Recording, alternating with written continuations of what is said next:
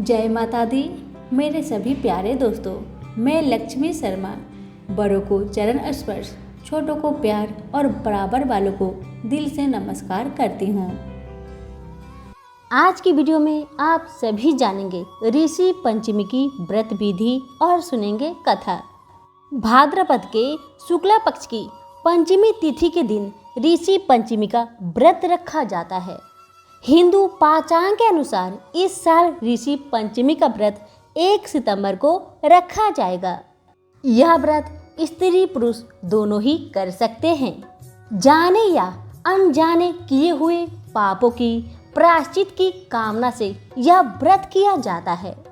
व्रत आरंभ करने से पहले निकट के किसी नदी या तालाब में स्नान करना चाहिए।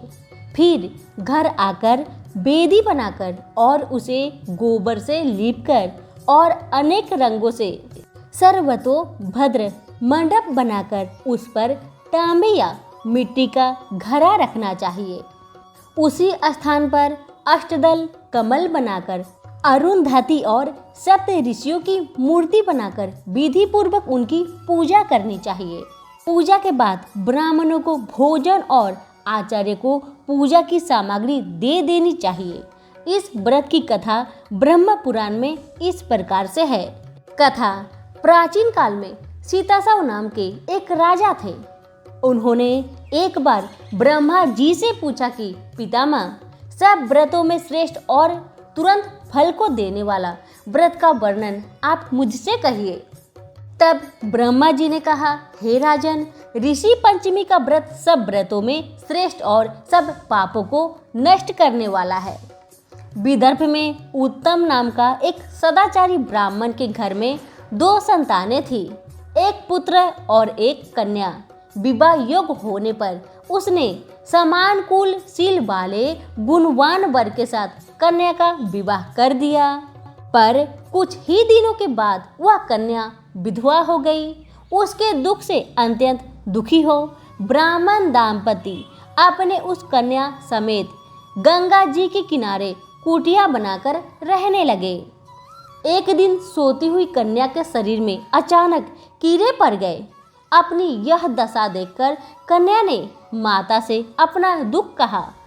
दुख को सुनकर माता सुशीला ने जाकर पति से सब बातें कही और पूछा कि देव, मेरी साध्वी कन्या की यह गति होने का क्या कारण है।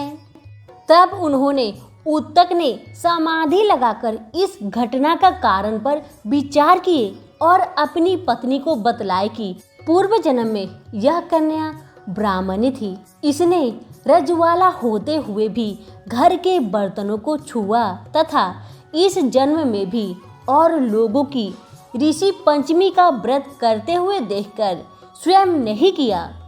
इस कारण इसके शरीर में कीड़े पड़ गए हैं। धर्मशास्त्रों में लिखा है कि रजवाला स्त्री पहले दिन चंडालनी के समान, दूसरे दिन ब्रह्मघातनी के समान और तीसरे दिन धोबिन के समान अपवित्र रहती है।